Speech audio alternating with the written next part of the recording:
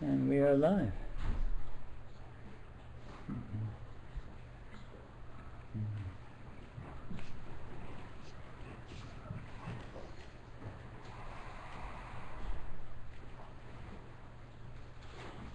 This is the yoga of radiant presence. This is what it looks like right now. It looks just like this, but you can't say what it is. Can't pin it down. Can't define it. So I'll speak up.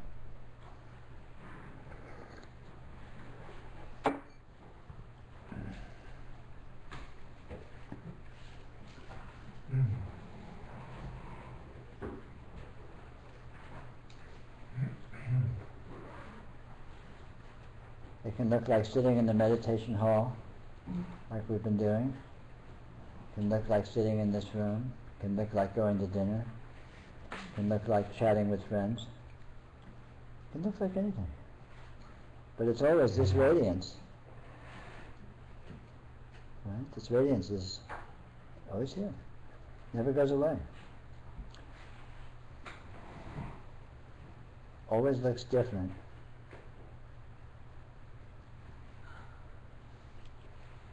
But it's always just this.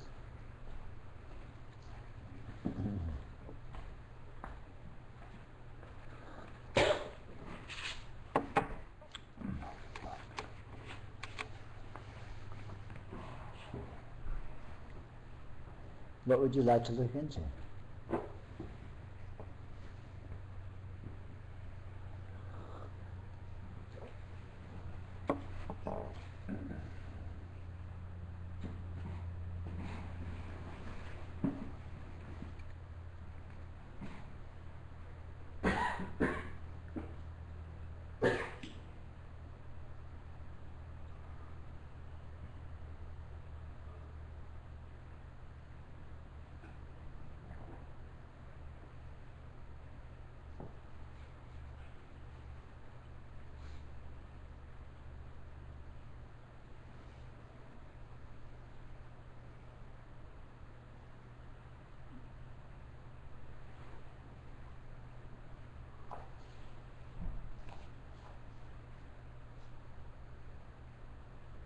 Good, that's what I want to look into too.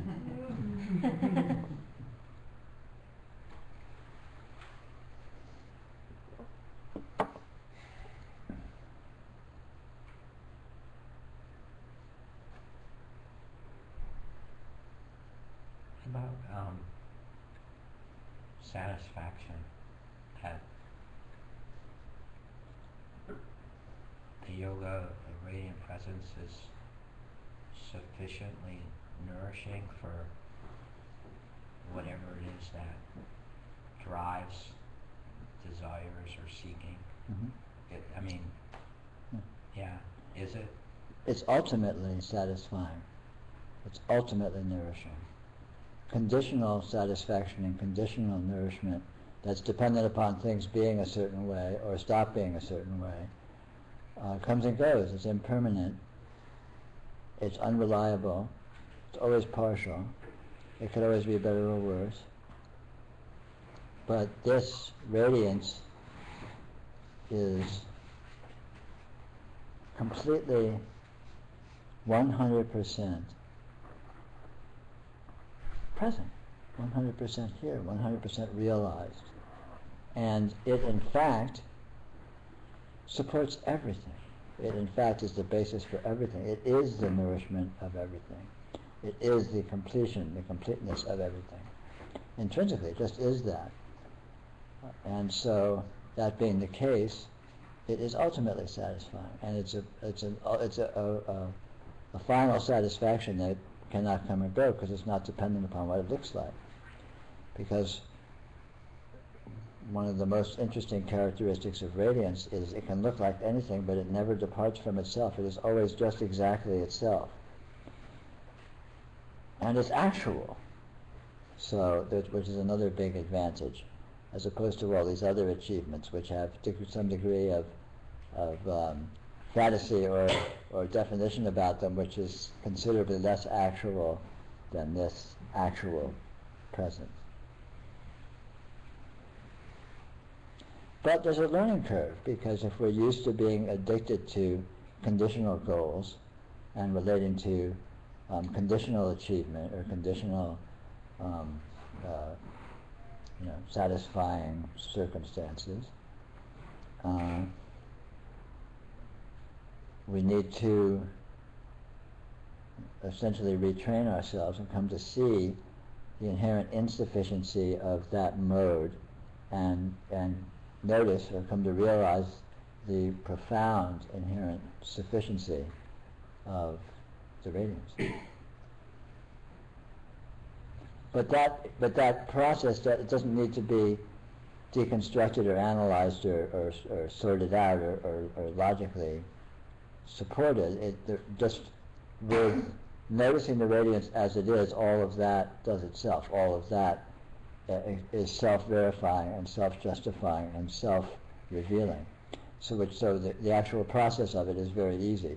If you simply contact the radiance, then all of the procedural aspects of reorienting and so on just gets done inherently, gets done spontaneously.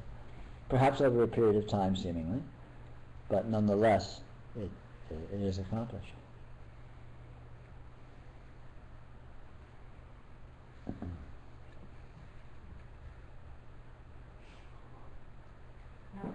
After I had the big contraction this afternoon when I went back to the cabin, I had a big opening. Mm-hmm.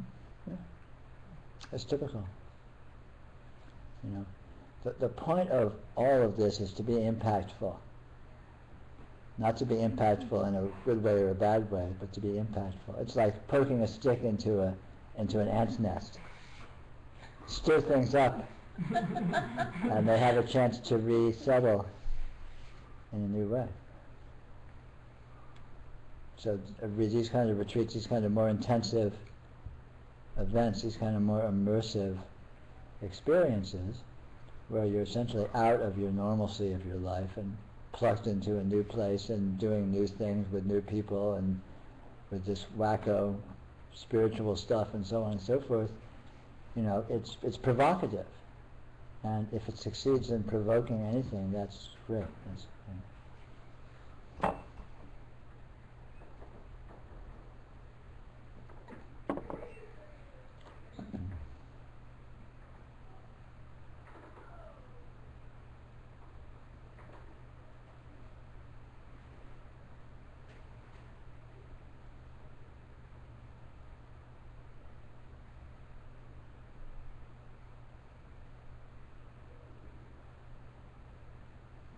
good.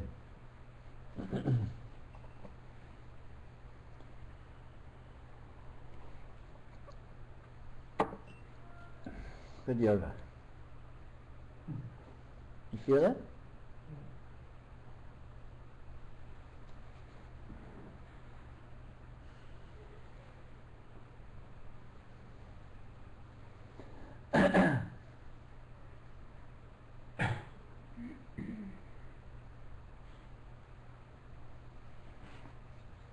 Perspective on relationships and sex. What about it? What's your perspective on it? How do you My perspective is its radiant presence.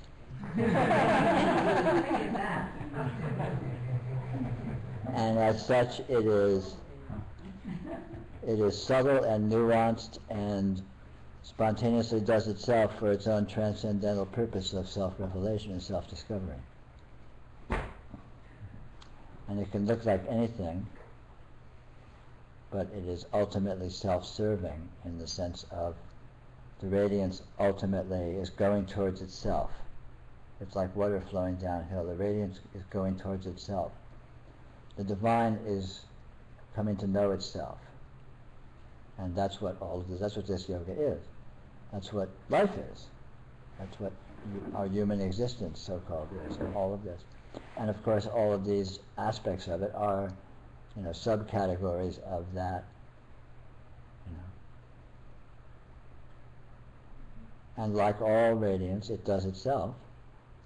And you can either micromanage it and wallow in interpretations and wallow in second-guessing it and catastrophize and go into all sorts of narrations and stories and drama, or you can look at this spontaneous flow of energy that is actual and is reality, and you'll see quite clearly that it's doing itself. You can't stop it. And in that comes, more than trust, comes a profound realization of the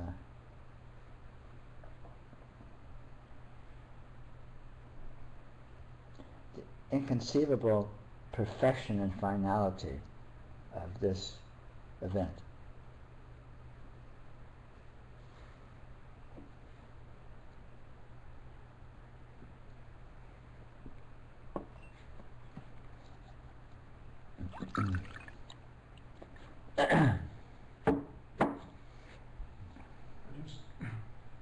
I just realized the joke that 40 years ago, I was 71, I went to India, and I thought spiritual stuff was crazy. I drove through Asia to India, and I got to the ashram, and I couldn't believe it. And now that I am experiencing the radiance, I see it was radiance that I was feeling, which totally shifted my whole life. Of course. And it's taken, 41 years to come back to it and see what it is, what a gift it is that I was ignoring for the past 41 years. So thank you. The actuality of spirituality is radiance, nothing else whatsoever. Genuine spirituality consists of the radiance and coming to know it, coming to realize it, coming to notice it, coming to participate more awarely in this spontaneous yoga. And all of the mantras and all of the ritual and all that is really an impediment to, I mean, it can be. Yeah. Well, it's the radiance too, but it's various degrees of complication. Exactly. You know, and it may or may not be unnecessary, but it is nonetheless an aspect of the radiance coming to know itself. For you to be here, perhaps you had to be there. So in that case, it was all essential. You know, I mean, who knows? That's all theoretical. So, Yeah. but the important part is the fact, which is this radiance, and that it is knowable. It is knowable. You can see it. You can know it with absolute self-verifying certainty. And that is the substance of actual spirituality. It's the literal presence of the divine. It's the presence of the absolute. You know, that's what it is. That's what all the fuss is about. Is nothing other than this radiance.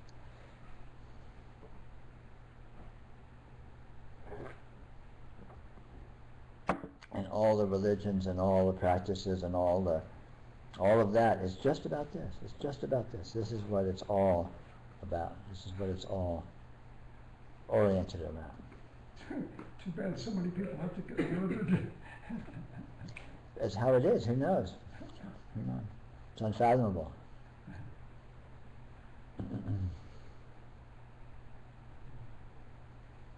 We can wish an easy, graceful path for everyone, but that doesn't seem to be the case, does it? And who can make sense of that? Who can sort that out?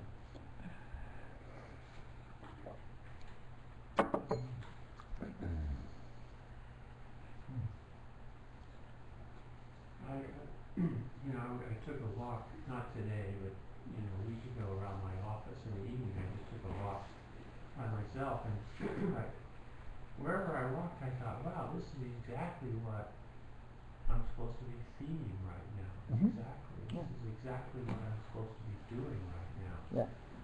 Even though it was sort of it was a random walk. I Yeah. mean, didn't have a mission or anything. I just turned the corner here, did this here. And I thought, that's interesting. This is, what's happening here is exactly right, Mhm. even though my mind's not saying, even though I have no plan. Yeah, absolutely. Unfathomably, it makes absolutely no sense and is completely unfathomable. But it's a fact that there are no accidents. This is precisely what it is, with absolute specificity. Every flash of light that appears in your consciousness, every little vibration of sound, every sensation, every subtle vibe and mentality or in subtle energies and so on, is doing exactly what it's supposed to be doing, where it's supposed to be doing it, by design, by intention. It's an astoundingly elaborate process, if we can call it that. Of course, it's not necessarily actually a process.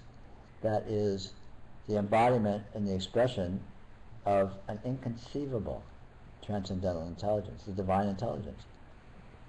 And that's literally the case. It makes no sense, and it sounds silly to say, and you can't prove it, but it happens to be the case. And you can know it, you can see it. Right. I just had the feeling that, I was watching my supposed spiritual path unfold, almost like a spectator. Hey, it's doing this now. Hey, it's doing that now. Isn't that interesting? Yeah, it does itself. Always right on the money. It seems like a crazy, chaotic meander, but it's very precisely going exactly where it's going. Yeah. That's interesting. Yeah, it's amazing. Yeah. I'm just sound like a cynic. So, I was talking to some friends after the last session, and I said, and this is the cynical part, okay, looked at the sky, saw dynamism, things disappeared and reappeared and changed, and okay, check, got that, Mm-hmm. now what? Right? And I was really struggling with, Mm-hmm. okay, saw it, check, got it, saw the lights and the shimmers and the this and that, and Mhm. a lot of other people said, yep, saw shimmers, saw buzzes, saw this, saw that, Mm-hmm. and I'm not sure that exactly that was some sort of transformational event, Mm-hmm. and I'm still a little curious about what's next, Mhm. and I'm assuming that what's next is that the sky stops being sky and blue stops being blue and I stop being me and I stop seeing a distinction between me and sky. I'm assuming that's kind of where would be next, but Uh-huh. seeing shimmers and glitters and fuzzes and that, okay, got it, that didn't exactly rock my world. Right. So can you help me with that? Well, let's look at it. The expectation of a transformational event is inaccurate. Okay. It is what it is. And it being, there's the squiggles, there's the blue sky, blah, blah, blah, check. It being that, exactly that, is no blue, no sky, no you. That's what it looks like. And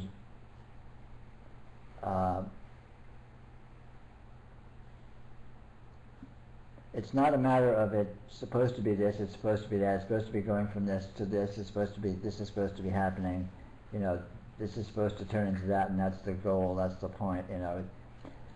It's less rational than that, it's less linear, it's more subtle, it's more inherent. It may not seem like anything. It may not seem like anything. It's,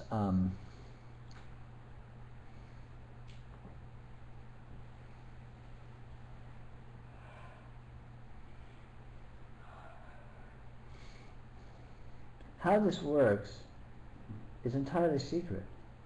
And it's not secret because anyone's not telling it. It's secret because it can't be told. And it's supremely irrational and makes no sense, and you can't wrap your head around it or you think it anyway. So you can't assess this. You can't gauge how it's going. You can't gauge where you are in it. You can't have reasonable expectations of what's going to happen or so on. It's just not like that. So this is something that happens, and afterwards you wonder what happened. I don't know. Just was it different? Yeah. Was it the same? Yeah. Was it? And you're left with question marks. And question marks is exactly what no sky, no blue, no you looks like. When there's a sky and when there's blue and when there's you, that's exclamation points. Mm-hmm. Question marks is, I don't know. And that may seem unsatisfying because we may be used to sort of results, specifics, things, this, that, this happened, this is like, wow, okay, great, again, you can kind of check it off a list. But there's no list and there's nothing to check off. It's just like, well, that was strange. What was it? Was it meaningful? I don't know. Was it silly? I don't know. But I don't know, it's a question mark. And a question mark is exactly what no sky, no blue, no you looks like. And it's subtle, and it doesn't make any sense. And it's, if you look, the more you try and look for it, the less you'll find it. The more you try and make sense of it or sort it out, the less sense it'll make. So just be loose and easy.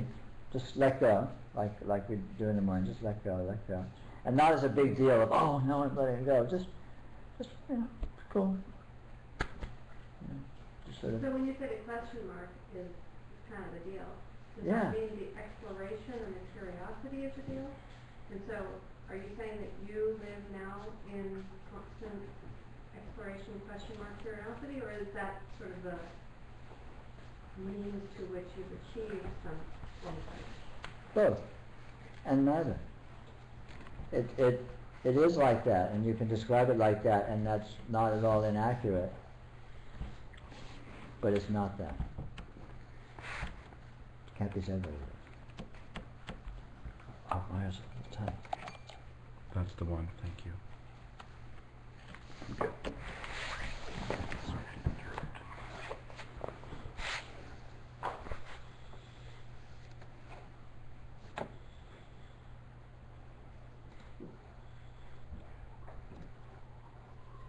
Peter, the irrationality that you were just talking about Mm-hmm.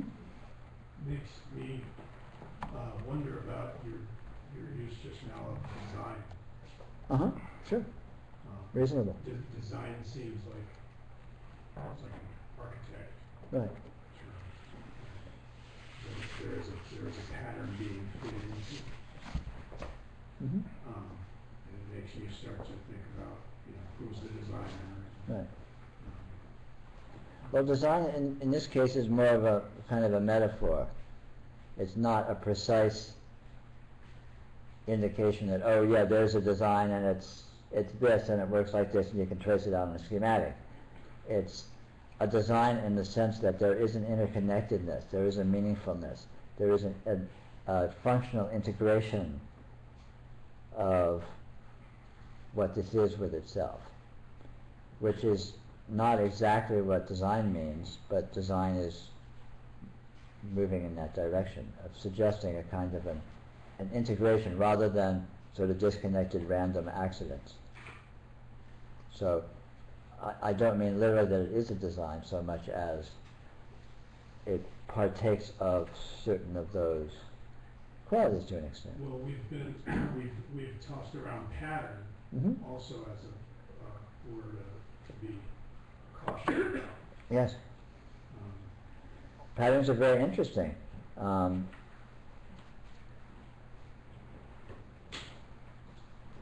And designs could be said to be similar to patterns, I suppose.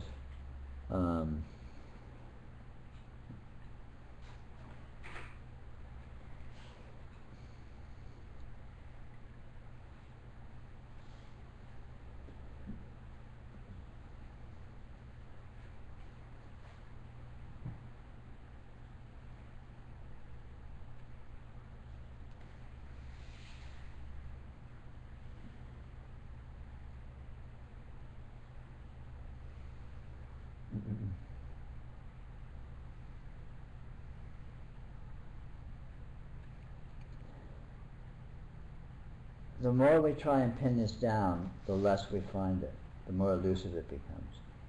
And a lot of what I do when I'm talking with people is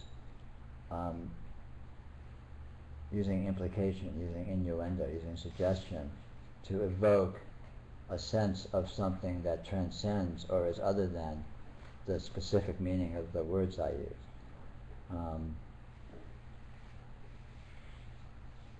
And of course, it's always an approximation. It's always a,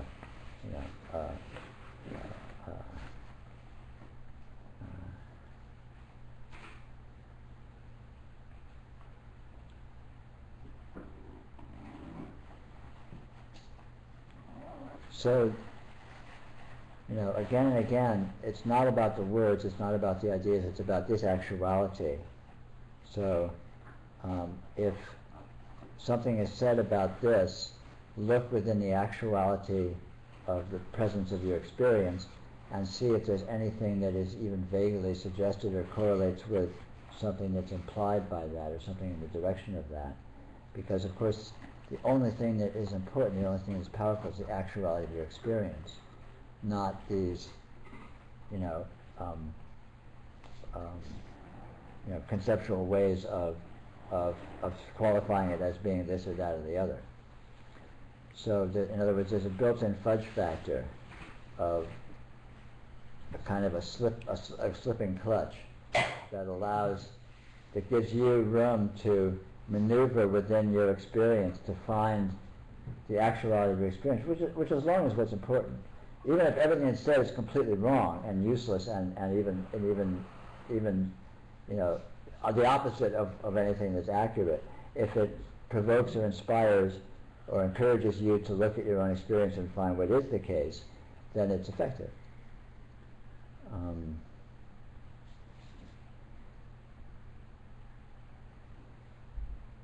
And if not, it's just more noise in the system, and we've got plenty of that. I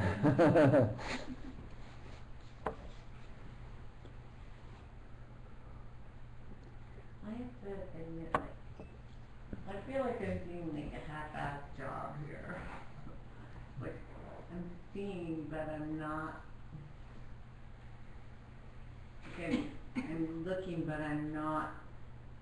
That whole me looking is not locked in it. Mm-hmm. It's like you say, let go.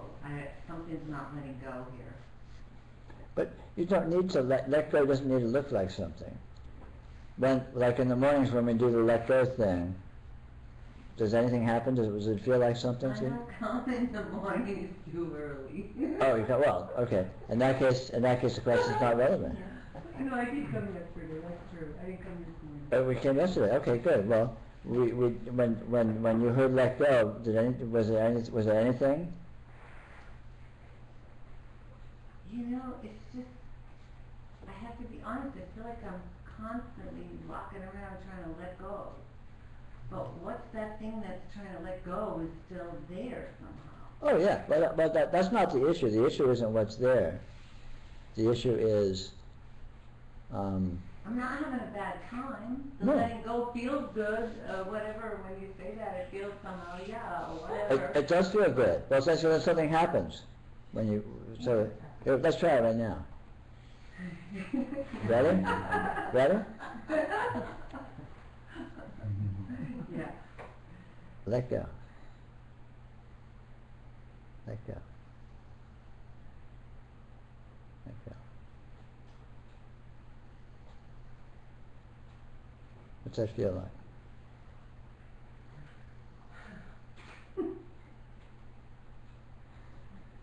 Then everything I'm saying is just not applicable anymore. Like, what happened? Big problem.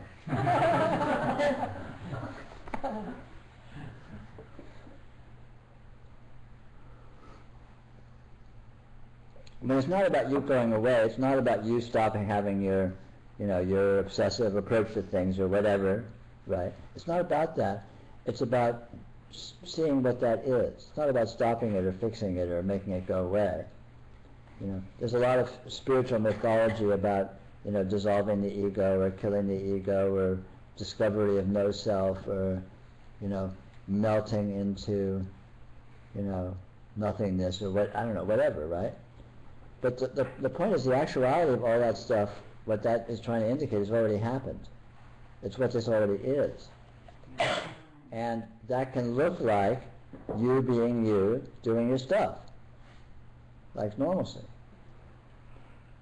And so the point is not to address it in terms of changing or fixing or removing something that's, that's buzzing.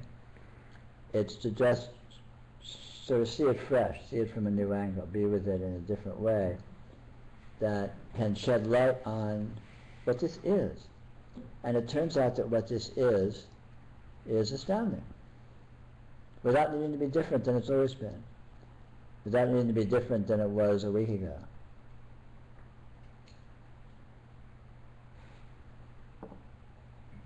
Because it's more than you are used to holding it. It's that simple. Sure, there's you, and there's your stuff, and there's your, whatever. But all that stuff is not that stuff. That stuff is more than that. It already is. It always has been more than that. And you can see it's more than that without needing to stop it, without needing to, dissolve the ego, without needing to melt into, all of that stuff is just fairy tales.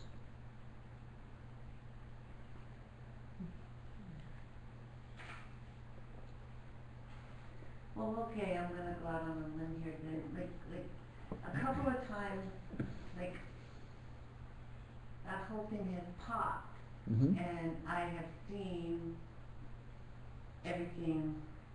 Well, whatever. It just look. I don't even want to talk about it. It just happened. Good. And so, actually, it's the only reason I'm here is because you talk about that. Good. And I know that already is the case, and I know that it already has happened, and yet there's that popping, I guess the reason I dragged my kid, halfway across the country and come to a retreat center and eat food I can't stand and do all that, it's just because I want to pop again. Sure. And it's like, I have to be honest, it's like... you want more bang for your buck.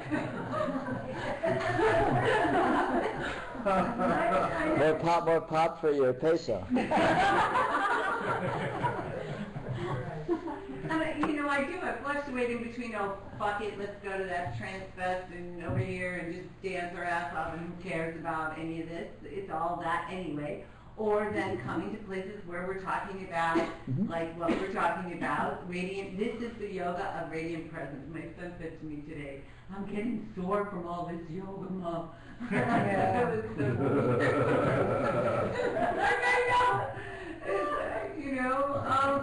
I don't want him to think I'm completely crazy, Why? You think he doesn't? Who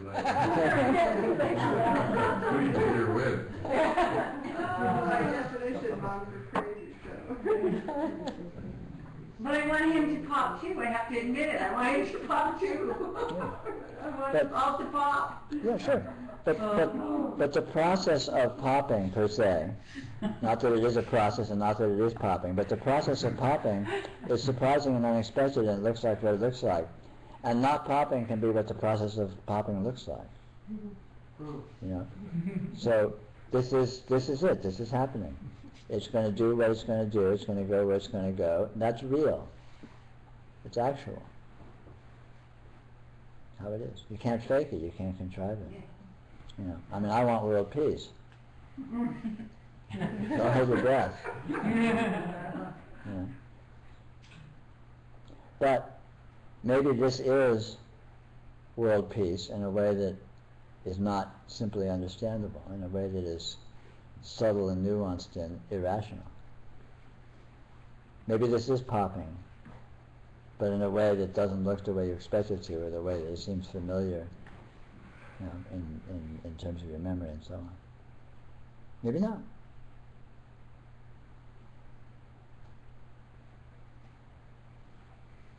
But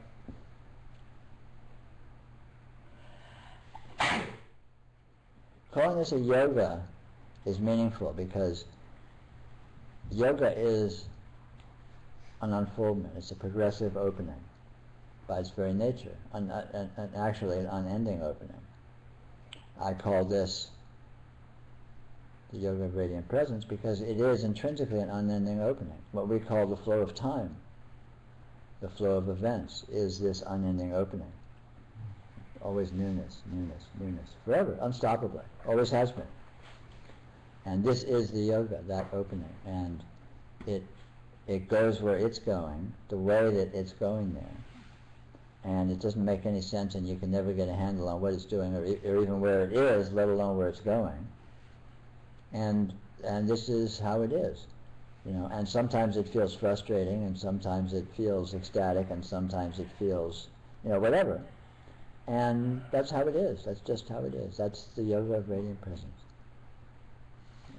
Am I mistaken? Didn't you say that time and space and everything happens within the Yeah. radiant presence? Yeah, radiant, time and space don't actually exist. Radiant presence alone exists. But that doesn't stop time and space from appearing. But time isn't really time, space isn't really space. There's one very, very simple formula. Nothing is even remotely what it seems to be. Nothing. And I mean that in the strongest possible sense. So there's no basis for assessing what's going on. There's no basis for assessing where it's going. There's no basis for assessing how well it's doing. There's no basis for assessing even if it is doing it or not, because it's not what it looks like. It's not what it seems to be. In the most profound sense. You know, you hear me use this word inherent and intrinsic a lot. And this is kind of what I'm referring to. That what this is inherently, intrinsically, what it is doing, doesn't make any sense, can't be analyzed, can't be sorted out, can't be, you know, described, makes no sense. You know, you hear me call it irrational and miraculous and these kinds of things, which indicates this same property, that this is, and you hear me calling it transcendental. I mean that very specifically. This is intrinsically transcendental. What it is, where it is, how it is, what it's doing, and all of that, to the extent any of that applies at all, is just completely beyond. And what it looks like, and what the sense we make of it, and what we think is going on, and what we think we're doing, and whether we think we're liking it or not, is laughable in the context of that actuality. You know, and that's the fact. It's just simply, that's how it is. It's like that. And that is knowable. That fact is knowable, you know, maybe to varying degrees or whatever, but it's knowable. And this is the yoga of radiant presence. It just is. It happens to be. And unfortunately or not, you can't fake it. You can't steer it. You can't make demands of it. But fortunately, you don't need to. Because it always delivers the good.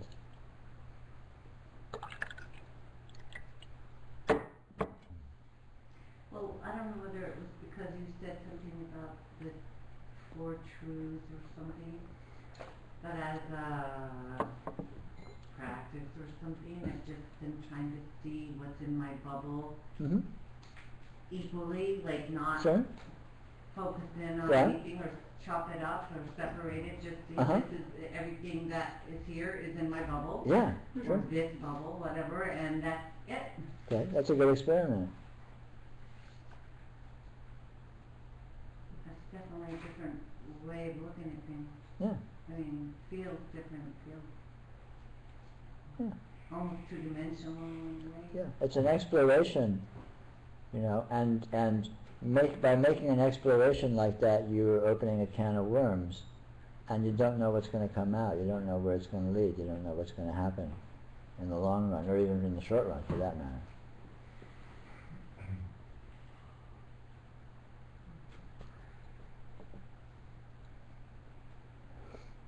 I mean, the yoga of radiant presence is a lot like jumping off a cliff.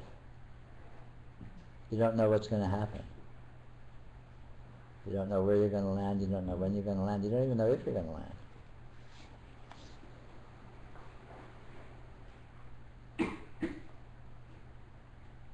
And the jumping part is just noticing what's already the case. You know, there's no cliff.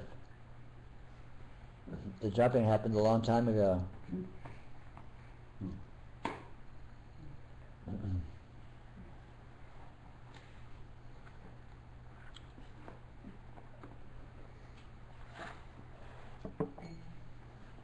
Thanks for nothing. Yeah. I guess I want to check this out for accuracy. I remember once you said that the point isn't to become good at seeing the sparkles and dots, but it's their dynamism. And I think I tend, you know, when I heard all the stuff about radiance, I tend to make it into a thing, like it's a thing out there that I can look at, as opposed to that it's proving the liveliness of everything, including me, that I'm not a static thing looking at this shit, that that I'm gonna get, it's actually, I'm not sure the word is disabusing the world of thingness. Sure. So and for me that's where the liveliness comes in, I guess. Sure. Yeah. I mean, you know, according to the formula we were just talking about, things aren't things. So, and things not being things isn't things not being things. Nothing is what it seems. It feels more like a stream. Sure, it feels like a stream, but things are not what they seem. There's unending, there's endless seemings, and the nature of this is unending seemings. And no seeming is final, no seeming is more or less real than any other seeming. It's not about the seemings, it's about the seeming. I didn't get that. That there is seeming is what's interesting, not what any particular seeming is.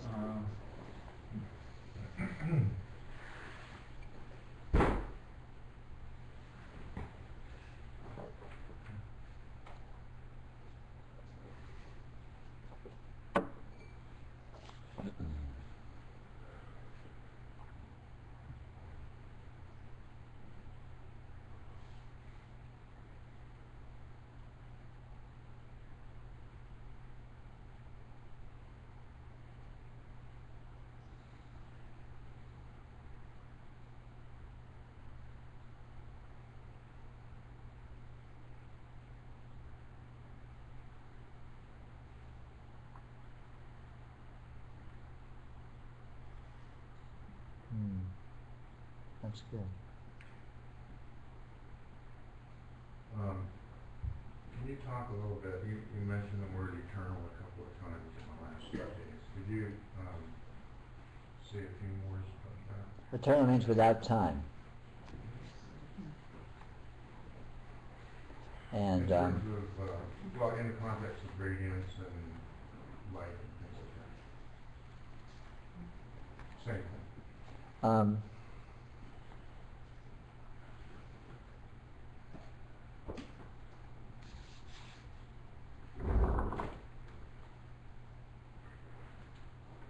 There is no time. It can look as if there's time, but it's not like that. It can't be said what it is like. There's actually no space and no time. It can look like there's space, it can look like there's time, but if you look closely, it doesn't hold up. It doesn't make sense.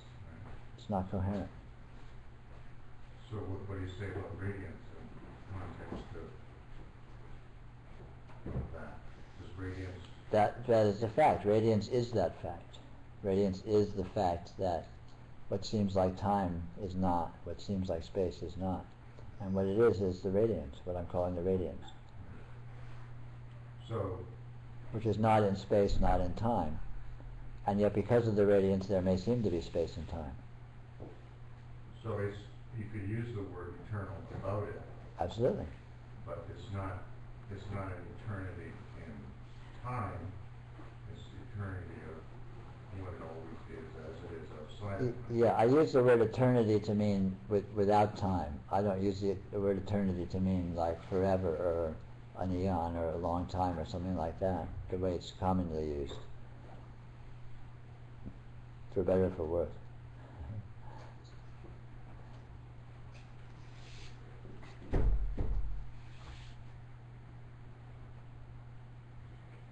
But it's, how about in the sense of something that always can be relied on? What sense? Yeah, radiance. Radiance is reliably radiance. Radiance never goes away. Radiance is absolute. Right.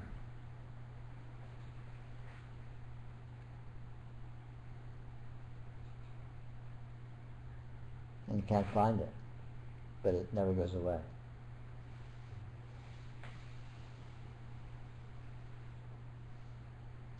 It's completely obvious everywhere you look and experience, and yet you can't find it.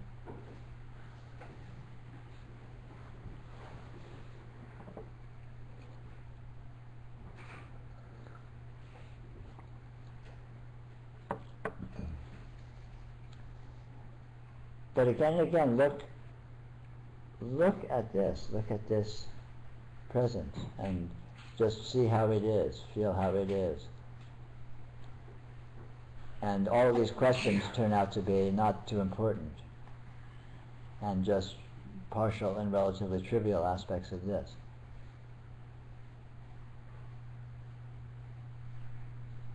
Because you can't sort it out. You can't find the relationship of time and no time to radiance. It's not like that. You know, radiance can look as if there's time. Radiance can look as if there's no time. But you can't sort it out. There's no equation, there's no balance, there's no logical structure, there's no mechanism that has a certain fixed juxtaposition that you can just, you know. You look at time in it and you end up holding nothing in your hands. You look at space and you end up holding nothing in your hands. You look at no time, you end up holding nothing in your hands. You look at radiance and you end up holding nothing in your hands. But this doesn't go away. Can't figure it out, can't make sense of it. But you can know the actuality. This is that actuality. It's actual, it is present. It is radiant, but it is present. It's actual. It's real. This is the shit. This is the real thing right here. But there's no way you can get a handle on it. No way you can sort it out or make any sense of it whatsoever. And time or no time are just little paltry, you know, it's like throwing pebbles at the moon. It's absurd. What this is, I mean, time and no time are absolutely insignificant issues relative to what this is. Really, I mean, that's what this is. This is as the actuality that it is. That's why I call it completely transcendent.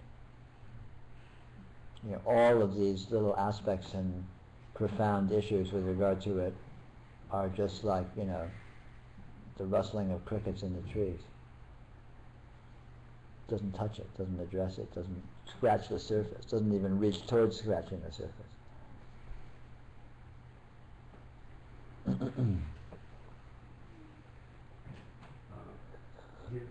I think what's a little problematic for some folks, and I've heard it a number of times in the last few days, is that people don't seem to sense a roadmap.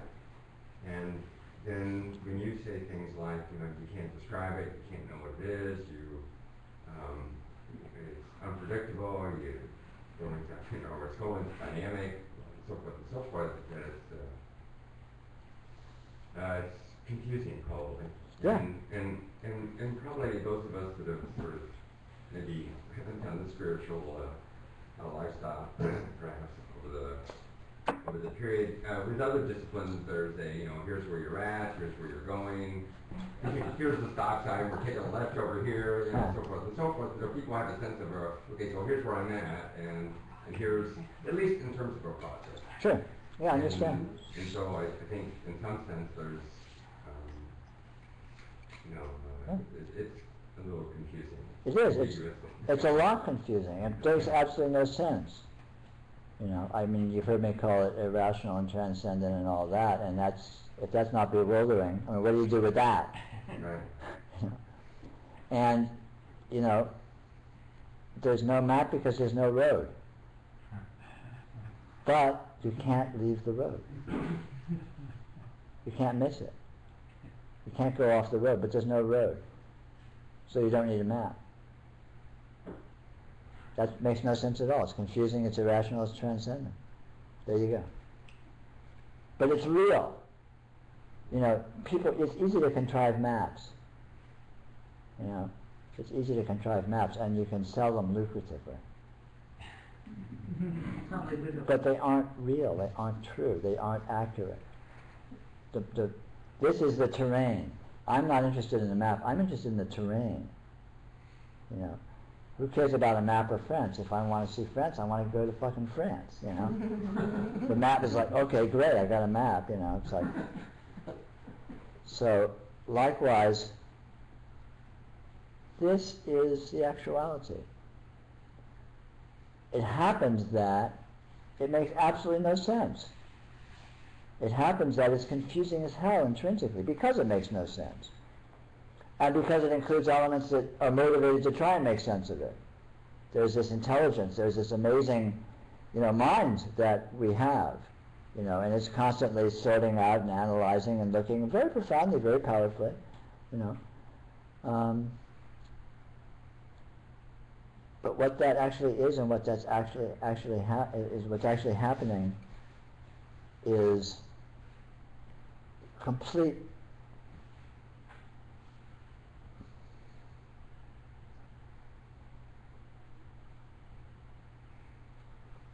You know, it just happens that that's the case. So I'm just trying to tell it like it is, and show you the actual situation. This is life. There's no map. There's a lot of people that'll tell you, "Oh, this is the way to live your life. Follow this map," you know. Sure, cool, try it. But what's going to happen is what's going to happen, and it's not going to make any sense. You know, beforehand, during, or after. You know, it's just this. It's life. Where's life going? You know, anyone that tells you they can answer that question is, you know, selling you a bill of goods. You know, we're here at Enigma Retreat Center, and that's one basis for Dzogchen, and normally it's sort of the first, you know, after you've done the preliminaries, you follow sort of a typical Enigma practice, then, you know, then a teacher shows you the view, which I think that you've done, you know, in this weekend. And then sort of like, you know, the next step, as I understand, is, you know, you keep going back to that place and you sit there as long as you can. You know, you continue to build on the duration of that. Sure. And then there's some other, you know, there's other things that they sort of go into that. Right. Sure. Is that your, gosh, I hate to say plan, but is that how you're looking at it? Not literally. Okay. It's in essence the same thing. Right. I say they have a tendency to be a little more formulaic and process oriented than assembly line oriented the way they present it. Gotcha. And I think that I was being humorously understated. With subtlety, nuance.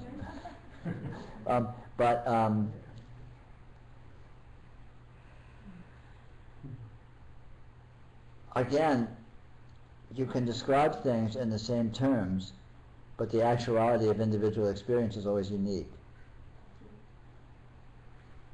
So my approach is, why not just start with that fact? And why give you a description that's going to not quite be accurate, and just, you know, be with, see, do what you are being with, seeing, doing, which is the path. It's the very nature of the path. And, you know, you can pretend that it's more structured, and you can supply structure, and you can supply stages, and you can supply this kind of thing.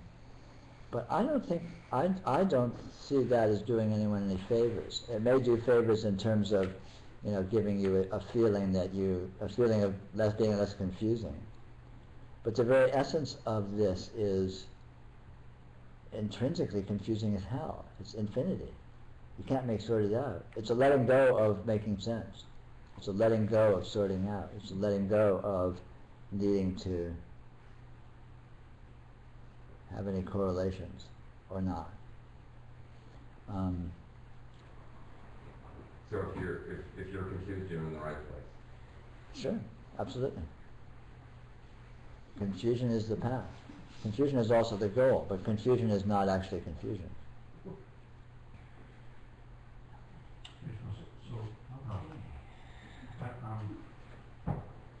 what you're saying makes sense, but what I think might help. It makes sense, uh-oh. Yeah. It does make sense, but I mean, it's not giving a clear direction, but I say like, you look at the example of Gautama Buddha. Yes. So he went through a certain sequence of events. Right. He was rich and, comfortable, and Right. then drops out and goes through certain practices. Right. And then attains this state of awareness. Yes. So that happened like 2,500 years ago. Right. Probably it may not happen at all for someone, but giving the exact description of what he did Right. is sort of a roadmap. It is. It is indeed. But Buddha tried this, he tried renunciation, he tried excess, he tried all of these various paths. And what he said in the end was none of these paths did anything. None of these paths were any good. And he just sat down and looked at what's what and saw what's what. So the path is to look at what's what, whether you sit down or not.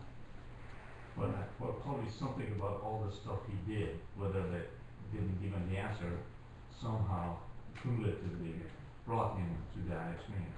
Maybe yes, maybe no. But we're in the same boat. Everything that has happened to you cumulatively in your life is bringing you to the experience you're having. So that's already happening. And to try to think that it's of any advantage to mimic things that happened in someone else's life is basically going to turn into play acting, because you can't. You're a different person. You have different circumstances. You have a different starting point. You have different assets and talents and so on to bring to bear. I mean, life is basically a one-off for the individual. The way to live your life is the way to live your life. And it doesn't apply to anyone else, because no one else is you. No one else is where you are. No one else comes from where you are. No one else has your nature, right? So. Well, some people do better with getting directions. I understand that, and there's lots of directions to be had, and you can work with directions if you find that useful. But what I am showing here is the actual path. And even if you get directions, sooner or later you will notice that they are directions of this that we are working with here. And the actuality is always unique. The actuality is always a surprise. The actuality is always unexpected. The actuality never conforms to any plan, to any pattern. Right? I mean, life is like that. What happens, right? And what happens the next day is not, you don't know what's going to happen tomorrow. No matter how elaborate a plan you have, it's only going to be accurate to the extent it's approximate. If you talk generally enough, you can say, yeah, that's true, that happened. You said it was going to happen, and it happened. But in actual fact, the specifics of what your experience looks like is going to always be a surprise, always be unpredictable, intrinsically. To the greatest, to you, to anybody, to the greatest geniuses, to philosophers, to spiritual masters. And this is the fact. And that fact is not just a problem. That fact is a powerful asset. That fact is of the very essence of why this works and why this is powerful. And again, that doesn't make sense necessarily, and it may not be comforting if you want orientation. But we can have orientations. We can have as much orientations as we want. And I'm not being facetious. We can still live our lives. We can be civilized people. We can, have a job. We can work. We can, get along with people around us. We can read books. We can, study philosophy. We can do practices. We can do exercise. We can do all of these things. And that's all fine. That's not excluded from the actuality of life. But life itself is more than that. Life itself is mysterious and unpredictable, and all of that happens in the context of this actuality that is happening right here. This is life. Life is happening. You know, could anyone predict it was going to look exactly like this? Could anyone predict that this evening your experience would look like this? You would be here, you would be hearing these words and saying these words and thinking these thoughts. It can't be done. You know? So why bother with approximations? I mean, they're comforting, and if you find them comforting, that's fine. You know, I'm not saying that, you know, to deliberately, you know, stifle yourself by throwing yourself into, you know, absolute, you know, this. But this actuality, this free flow that is going exactly where it's going, unpredictably, is not the opposite of plans. It's not the opposite of patterns. It's not the opposite of projects. It's not the opposite of goals. It's not the opposite of all of these things. And you're welcome to those. But the purpose of this event is to cut as much as we can to the very root of what this is. And when we do so, we leave plans behind. We leave patterns behind. But again, that doesn't mean you have to discard them or lose them or you're cut off from them. But that's not the focus here. And you have given us plenty of suggestions, and I mean, the whole exercise this afternoon was Sure. an exercise. Sure. There's all kinds of exercises, and we've been doing a lot of them, and Yeah. they're implicit. You can derive a lot of them on your own, and so on. Just I found that the morning exercise was incredibly powerful in that the reality of it was unavoidable. Yes. And generally, human beings, and myself specifically, try to avoid, and the setup of it made it unavoidable. In your persistence of reminding us and bringing us back to a singular point, which is the essential point for me too, the radiant presence. Yes. And what happened, there are two really interesting things that happened as a result. One was, I've often heard people say, I felt like I was a child. I felt like I was a child in that I felt an urge to go up and touch one of the Buddha's faces to see what it was made of. This is not a normal thing for me. This is not my way, but it brought me back so essentially and unpredictably and unbelievably to a point that I haven't touched in so long that it made my realities completely different. It made what my perception of my reality was completely different. So it brought me to a whole different spot. And then the second thing was that it's a very simple conclusion so far for me, in that if it's radiant presence, it's divine. If it's divine, I'm there. So it's basically, even though there are very painful things happening right now, and my mind seems to go to them, and my emotions start getting churned,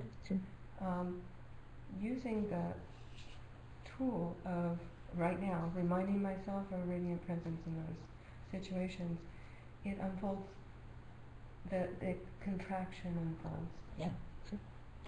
So it's incredibly powerful. Thank you. It is powerful. You know, this is the ultimately powerful spiritual practice. And ultimately it's the only spiritual practice. Because all spiritual practice is effective is essentially this, turns out to be essentially this. Or it's not real. You may recall I told you one of the first things I told you the first evening was, this retreat is about one thing. It's about one thing only. It's about radiant presence. And being with radiant presence is the yoga of radiant presence. It almost seems as though I'm missing something, because it seemed, you said it's not understandable, but it seems very understandable and very logical to me. Sure. Well, it's not totally illogical, and that fact is not understandable. That something so transcendent and irrational can be logical and make sense makes no sense whatsoever. You got me again. It's my job. You're doing good.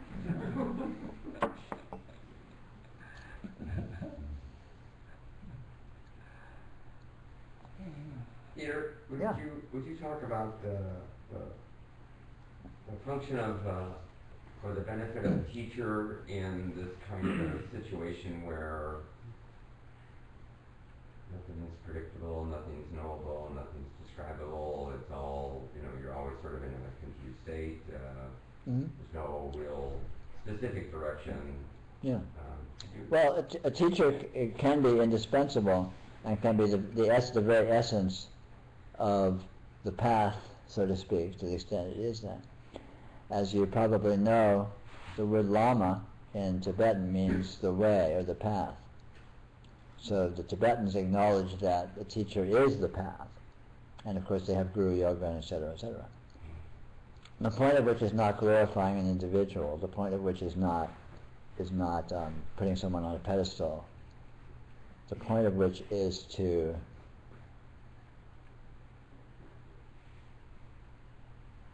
orient to no orientation, which is best accomplished by example.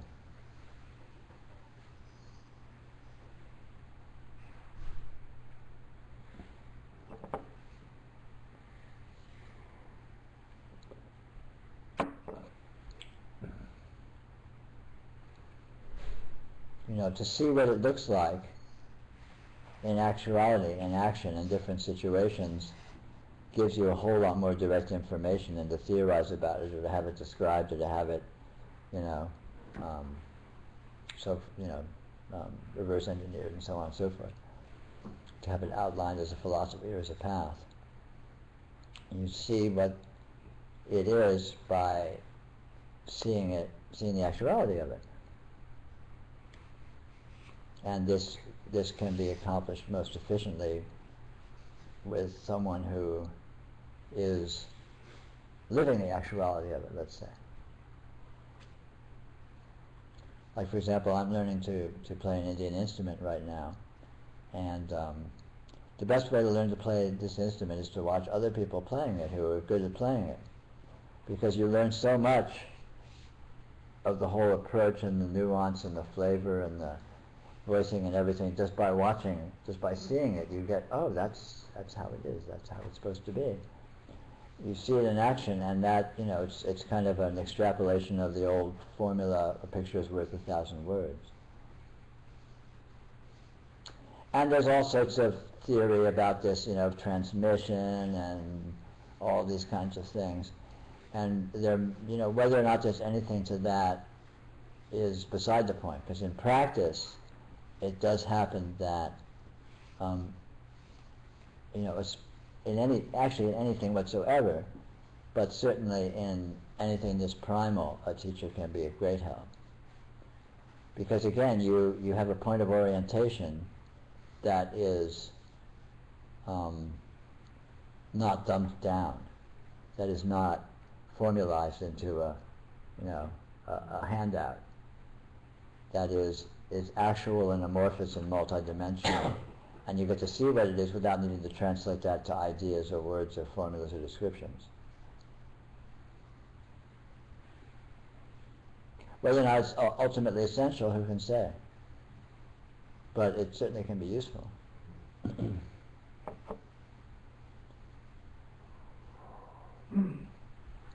So I came here and sat down back here, sitting here, and I'm listening to you, and so we started, and you said, can you feel it? And I'm getting blasted back here. But the corner amplifies it, the corner So the deal is, I tried to get out of coming to this retreat, I'm not really interested in practices at all. Who is? And I'm not practicing anything. So I mean, what's happening is what I'm getting, and when I get it most powerfully, Dr. Tonight, is when it's quiet. Mm-hmm. When it's quiet, it just seems to like amp up, and I don't know what it is. It's not familiar. Mm-hmm. Actually, it's a very fuzzy kind of vibrational kind of thing. Sure. But maybe I've experienced it other times, but I'm not sure. So, so what's the question? That's the answer. What's the question? Well, okay, so one of the things that you talked about is curiosity. Uh-huh. So, but when you're really palpably feeling whatever this is, assuming this is, down here in my bubble, this is like other people's bubble, I don't know if it is.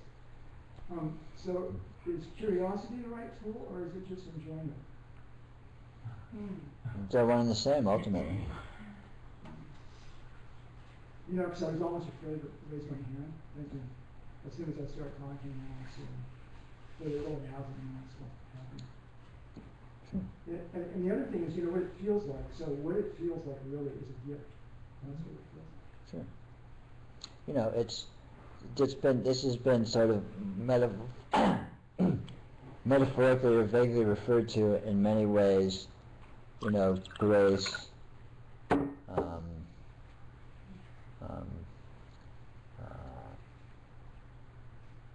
don't know. In traditions, there's all sorts of, ways of referring to this. The fact that spiritual reality can show up as something that you receive. It feels like you're receiving it. It's like you're on a waterfall of amazingness. I mean, who knows what? And you can't make any sense out of that. And there's all sorts of references to it and all sorts of various ways of holding it as this or that. But of course it's mysterious and the whole thing is unfathomable. What it is, where it is, how it is, if it comes from anywhere, where it comes from, if it even exists, all of that is just, spin doctoring. The fact is the fact, and it's just this yoga of radiant presence. So when you get a gift, it's really good to say thank you, So what do I say thank you to? It's a good koan.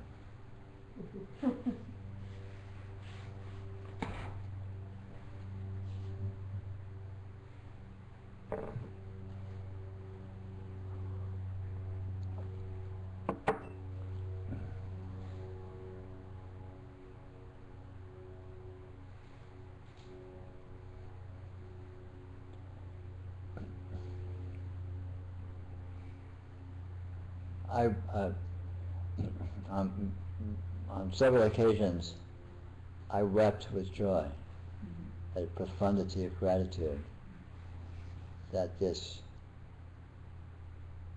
I had the incredible good fortune for this to come to be present in my life.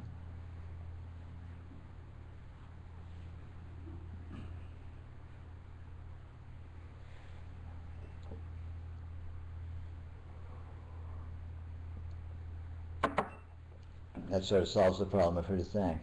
And then of course there's... So to whom it may concern.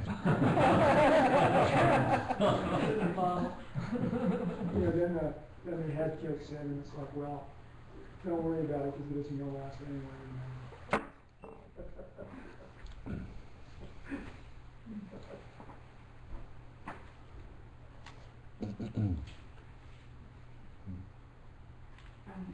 One of the things that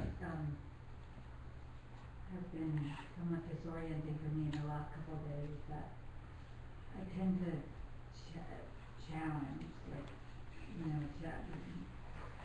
and there's just been nothing that you've said that I disagree with. Like it all just felt like, no, this is right.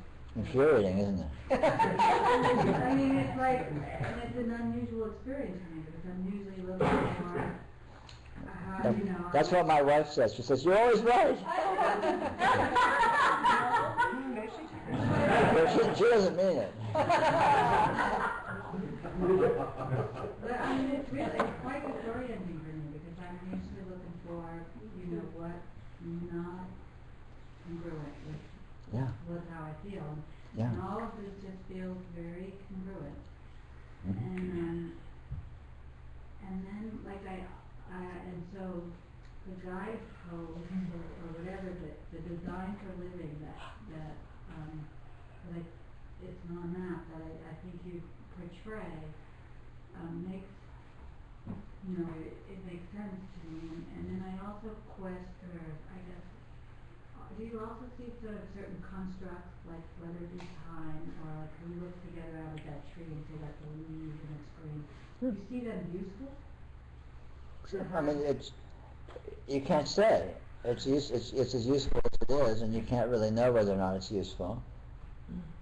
I mean, If it's limiting, it's not, right? Well, even that, who can say? I mean, it just doesn't matter.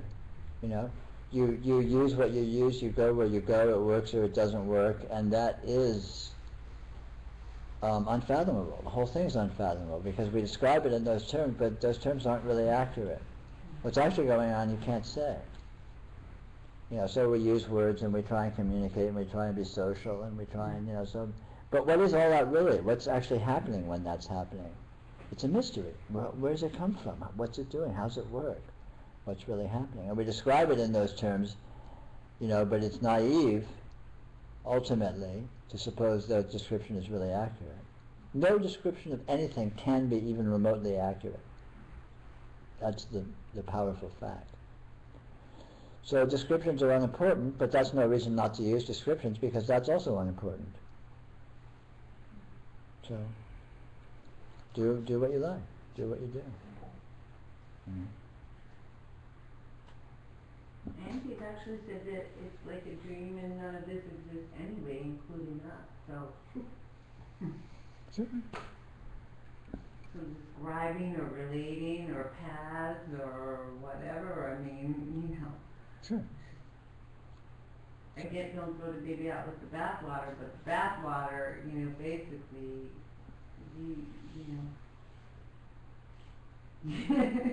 doesn't exist. Yeah. I hope there's a baby. Yeah. Don't throw the baby out with the bathwater. There's no baby and no bathwater. What to do?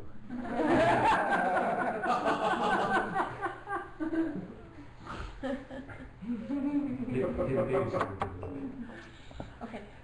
The most powerful thing that you did, to me, is the first night you show that paper with the radiant on it. Somehow, I really felt something from that exercise, and it's quite profound, but I can't really say it. You see the light, and you close your eyes, and you see different energy, like a dreaming energy behind you, something like that, and then you close your eyes, you feel it. So it's such profound exercise, but I really can't say much. Yeah. Well, it's the discovery that the paper is just an experience. An experience has all these flavors and all these modes and all these degrees of subtlety and all this dynamism. But there's no paper. There's just the experience. And experience is experience, not paper. And paper is experience, not paper.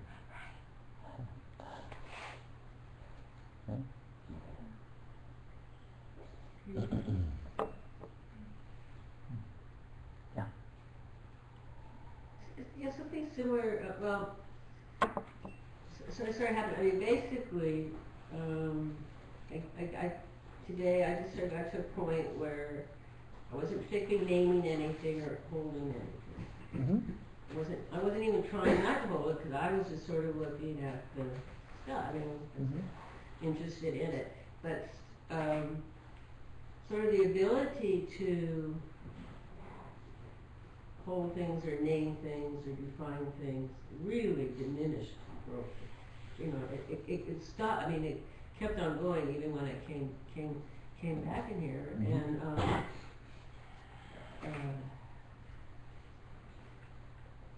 I've had this experience before, but it was like It was all in me. I'm making it. What I kept on saying is, you're making all this up. You're conjuring it up. Mhm. Everything that I would, you know. But that's what's happening. Mhm. I mean, you know, I can't. It's so weird. I can't make it up. So I'm not making it up. It's this, right? Yeah. But that to me is, you know, the solid evidence that, you know, I have faith that I can see this. Is it happens when I just can't quite name something. Mhm.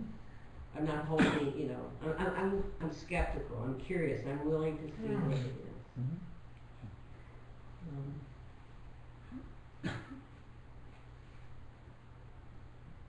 And you know, it seems,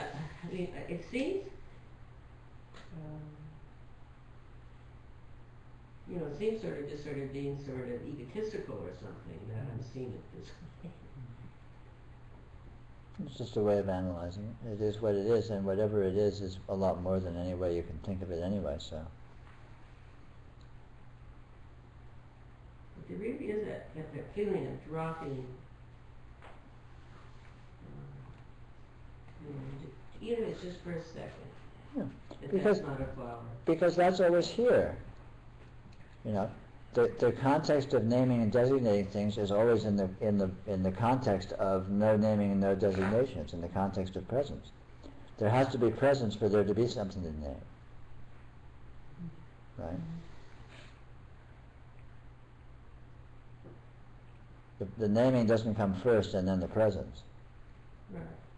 Yeah, that's why it doesn't seem particularly hard if I'm, you know, up to it.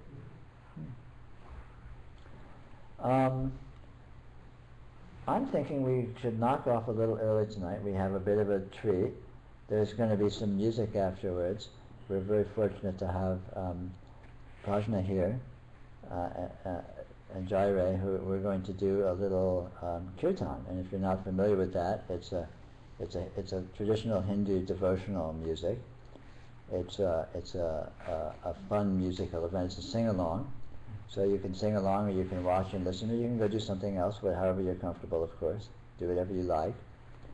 And it should be fun. The Hindu devotional tradition is relevant to what we're talking about because all the Hindu deities that these songs are basically about are symbols of aspects of the radiance. They're symbols of the radiance omnipotence. They're symbols of the radiance hyperintelligence. They're symbols of the radiance's intrinsic unending generosity and benevolence. They're symbols of every aspect of a Hindu deity is a symbol, a concrete manifestation, an expression of the principle that the radiance is. So they are the radiance. They are depictions of the radiance. They are celebrations of the radiance, and orienting to them in a devotional way is a way of orienting to the radiance, of having it as a focus, in an artful and beautiful and fun way. So anyway, in a little while we'll take some music in here.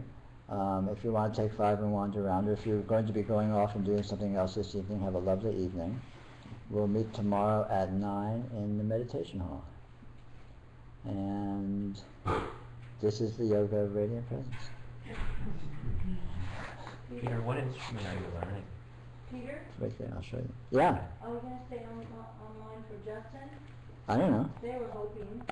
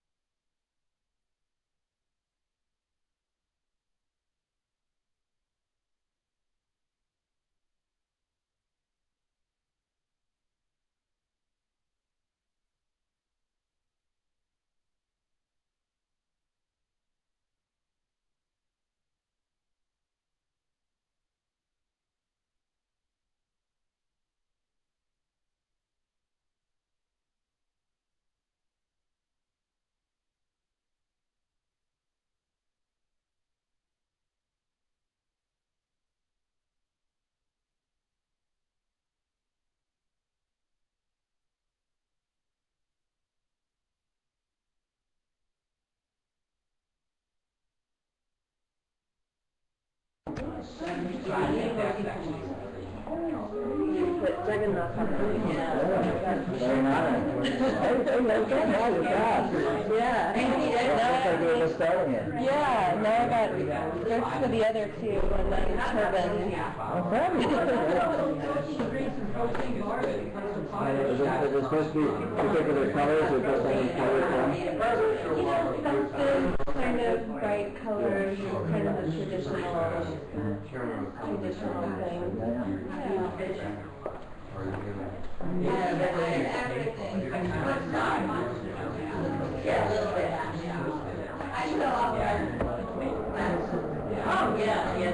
Can you list it on that line? You can put it under your cushion. Yeah.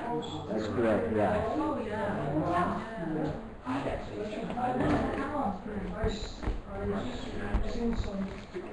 I was reading it on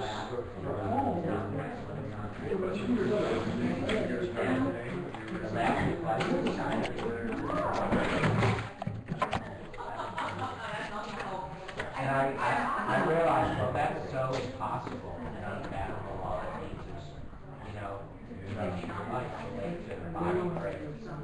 You know, so I never have any back things, so it's listed.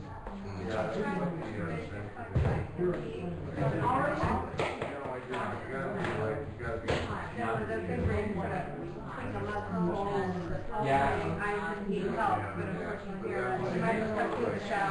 You know, I was worried. I asked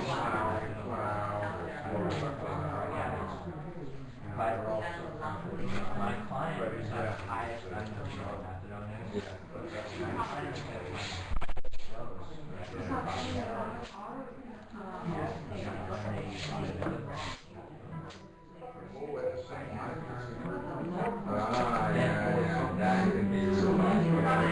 No, so I talked to somebody else. I was like a little obsessed, you know. Yeah, you're like, Yeah. yeah.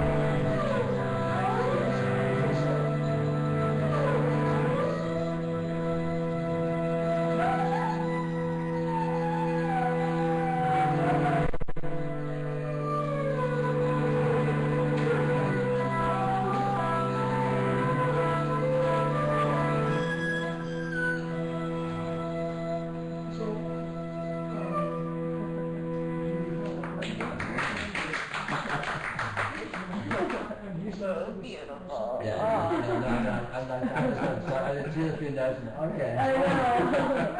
That was so good, man. That was awesome. Peter, tell us again the name of the instrument. I'm sorry? Tell us again the name of the instrument. This is called a sarangi. Sarangi? Sarangi, G-I.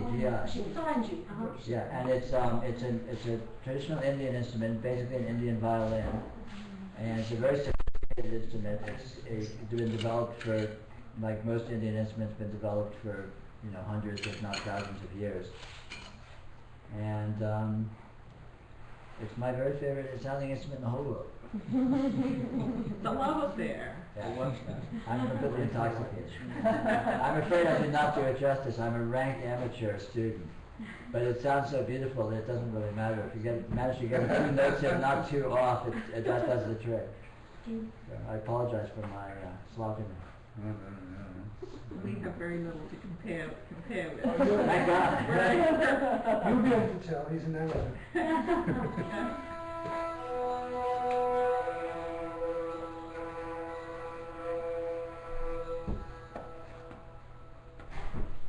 Way too many strings. Tell me about it. You don't have to tune them. Oh, good.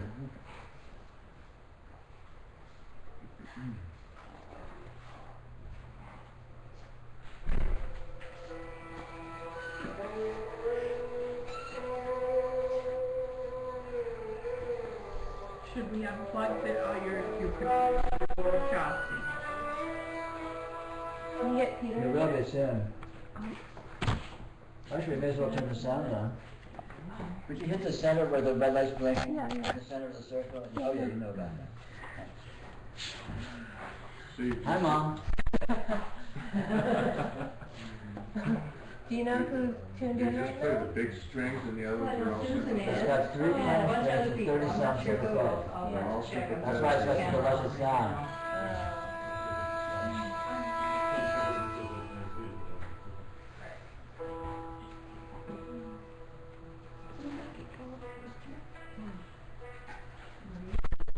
Creates, Oh, good. I hope so. like a real depth of space, right? Yeah, oh yeah, it's like, what it is a natural reverb. It creates like an organic mechanical reverb. Yeah, sound. yeah. You get it? Yeah, it's like space and chaos.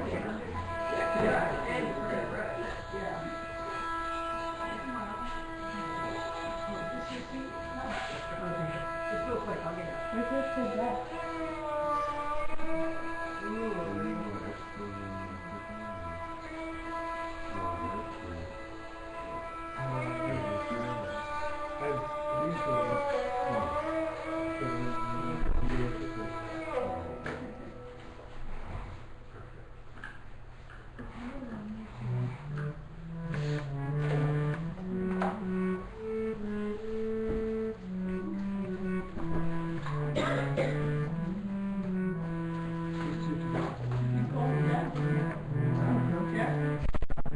I told everyone to do their breaks.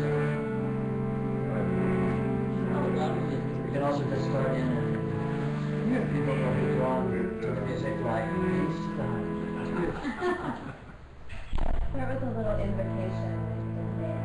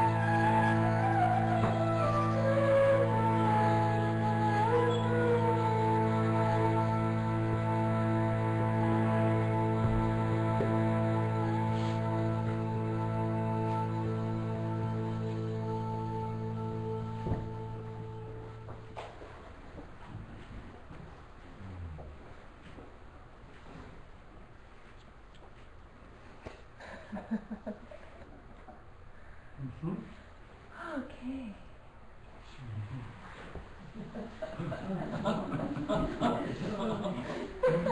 All aboard. Ready to sail. So cool. Wow. How many people here have never experienced kirtan before, this kind of chanting music? A few people. Okay. So it's a very simple practice. There's no need to complicate it by analyzing it too deeply. It's just a call and a response, pretty much on every level. In the West, in the West and the South particularly, we call it a sing-along. Yep.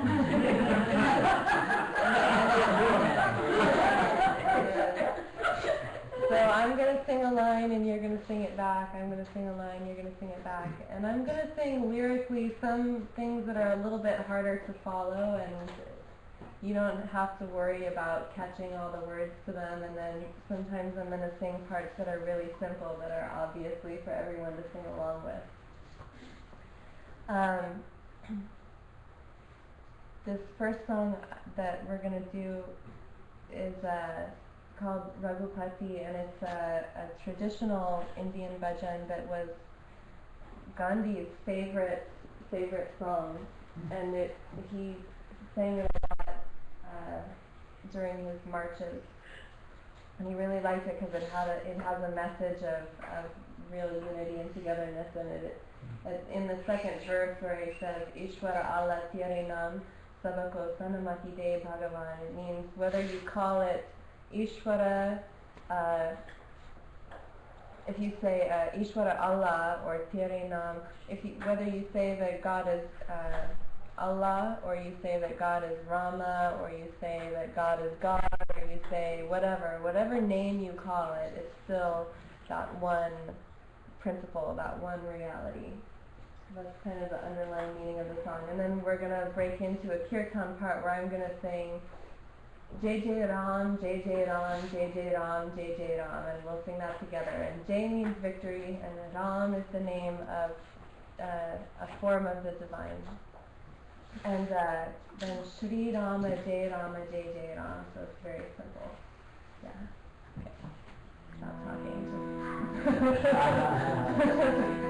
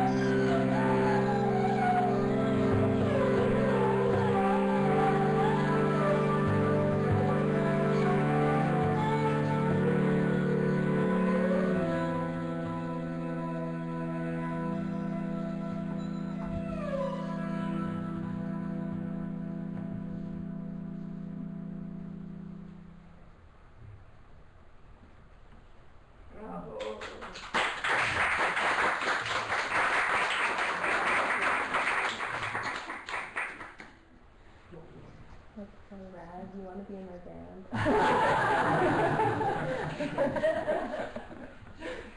So sweet. Thank you all.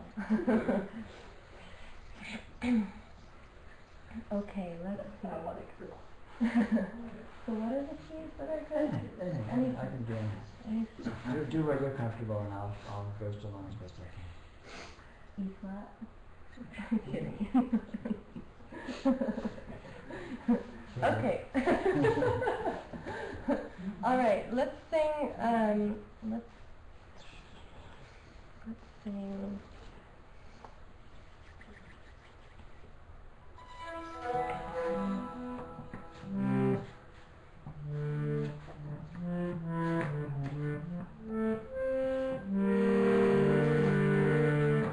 Let's sing.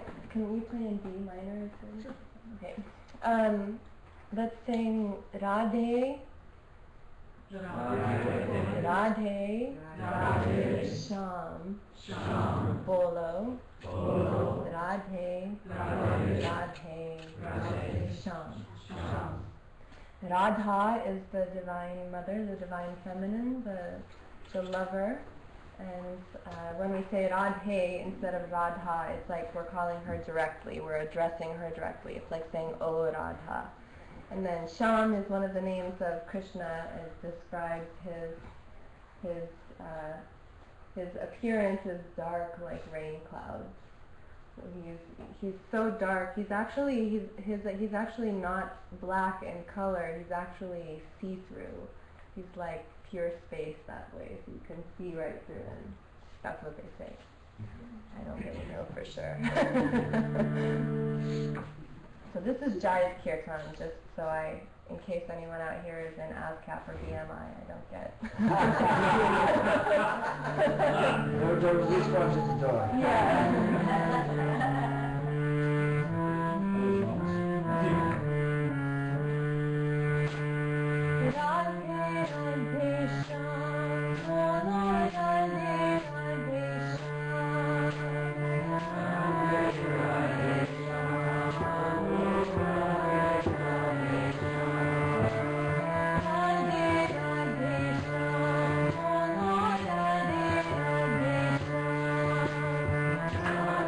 Radhe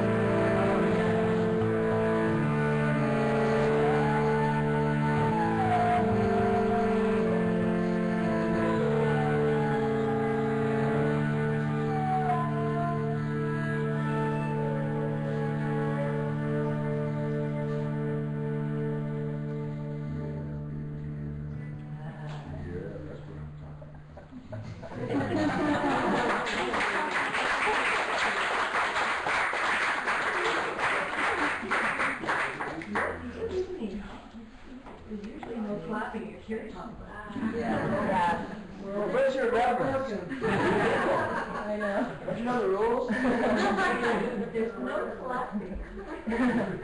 You don't have to clap, but I understand the urge. there is a certain sweetness in the silence after the kirtan that's worth exploring if you feel so inclined. My husband told me a long time ago I should stop bossing people around at the kirtans and telling them when to clap and when not to clap. You think that's going to happen? I'll never stop bossing people around. Better than you. Well, he gets to boss you around. He does. He does. And besides, that's, Let him boss them the around. whole thing is the silence after the music. The music brings you to this wonderful, delicious silence. It does. It Yeah, does. that's the whole, I can go for hours with that silence.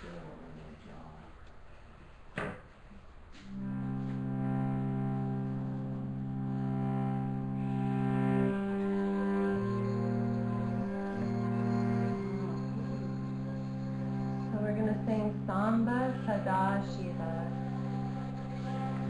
Try it. Samba Sada Shiva. Samba Sada Shiva. And then Om Namah Shivaya. Really good mantra.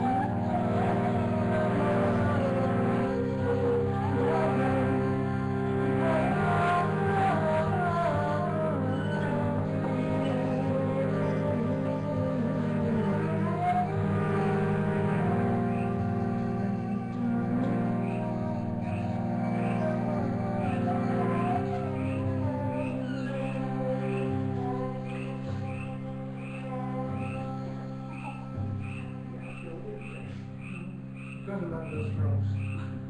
Oh, that was beautiful. Whew.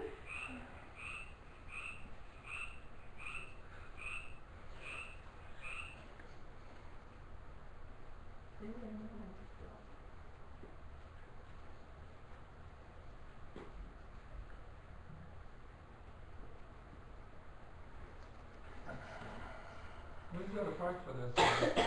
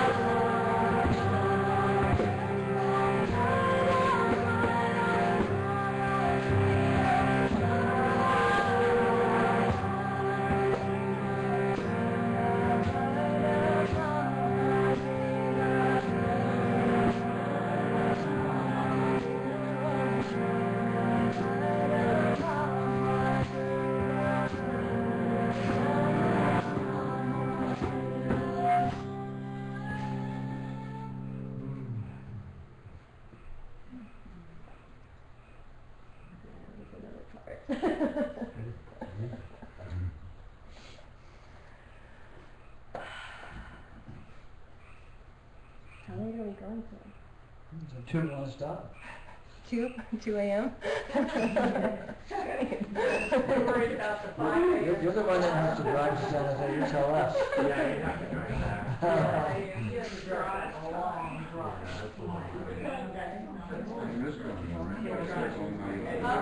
I know. Yeah. I was thinking of a different song. It's a long drive back. Yeah, I kind of want to play my new song, but I don't. Yeah. But I don't remember what key it's in. I think it's in E. It's only 9:30.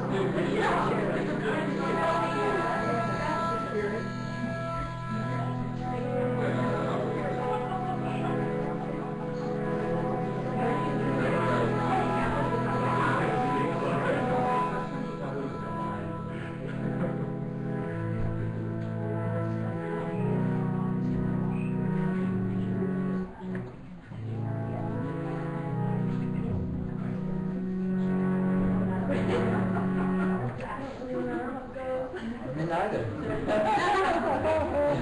That makes two of us. Okay, let's sing,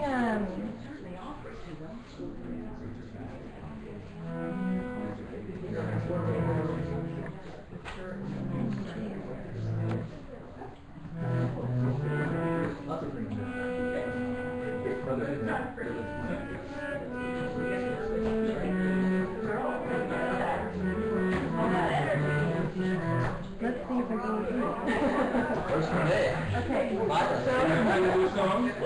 No, I don't know all the chords, and I'm too new. No, it's too new. Don't push it. But let's sing JJ Radha Ramana Hari Bol. Yeah. So we'll sing JJ Radha Ramana Hari Bol. So J, as we already learned, means victory. Radha, as we already learned, is the goddess. Ramana, it means the reveler, one who revels in. So Radha Ramana is the name of Krishna. It means the one who revels in Radha, the one who delights in the goddess.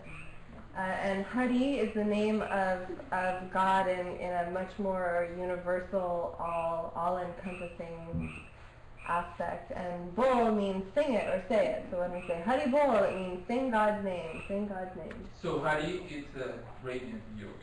Yeah, basically. Yeah.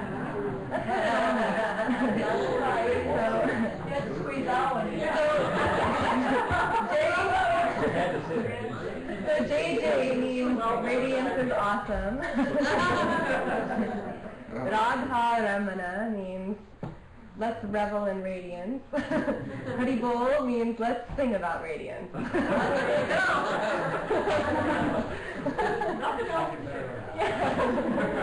are you going to do? Where are you going to go? Just got to line Radha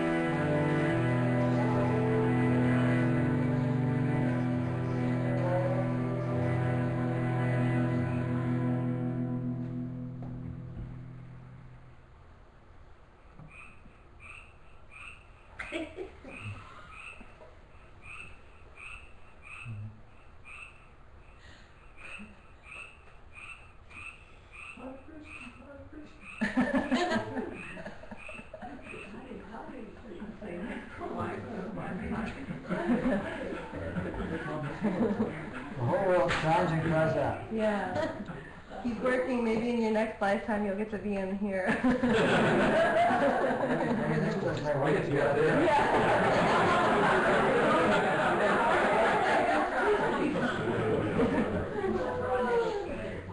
Let's sing one more. Yeah. Beautiful. One more. Let's sing a quiet one. Let's sing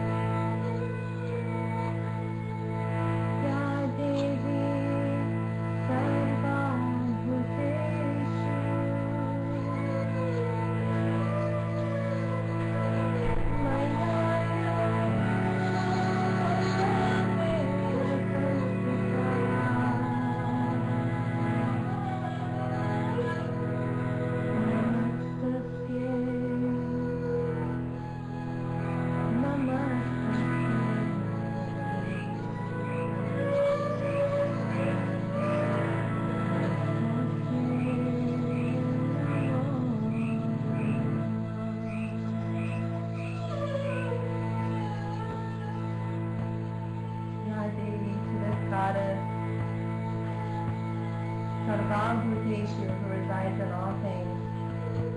Maya Rupena Samsita, who resides in all things as Maya, as illusion. We bow again and again and again.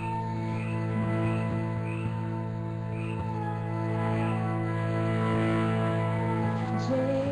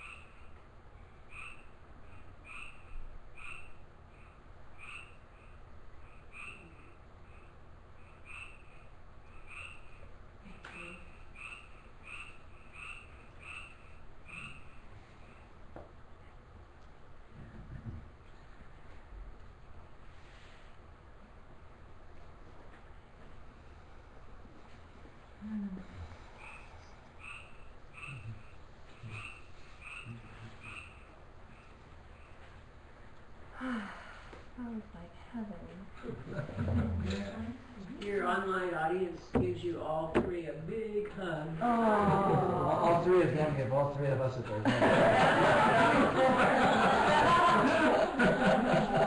There were a few more, but there were a few more. East Coast is way past our bedtime. Yeah. We're famous now. With at least 3 or 4 people. I know, it's so sweet. Thank you both. Thank you so much for being here. I hope I wasn't too annoying. No, my goodness, so sweet.